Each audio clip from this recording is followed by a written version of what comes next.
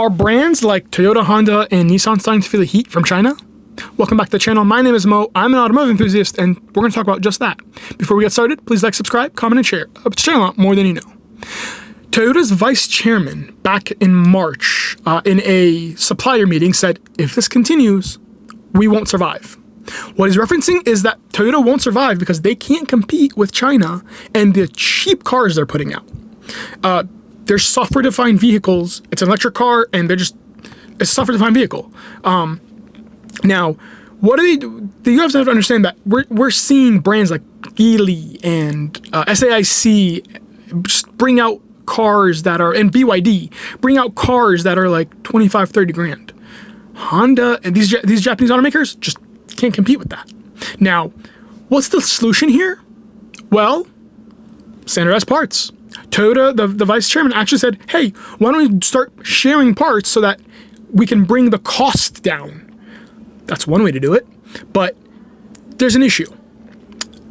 How far down can you bring it will you be able to compete? Now, they went into Toyota, the vice chairman said there are 70,000 different part numbers for wiring looms.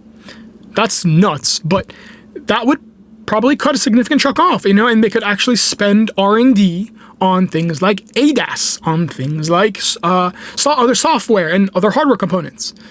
But you have to understand, the Japanese have been very slow to adopt electric.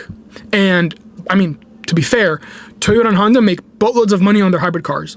Boatloads of money on their hybrid cars. So, you can't blame them, but at the same time, they don't want to innovate. Now, it's actually come back to bite them because sales in China for Toyota have fallen 17%. And for Honda, a pretty large 35%.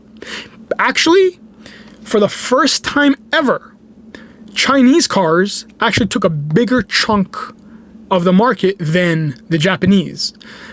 Back in March, they sold 138,000 cars, but the Japanese sold 130 in Europe. Worrisome? Let me know in the comments below. Like, subscribe, comment, and share, and I'll see you in the next video.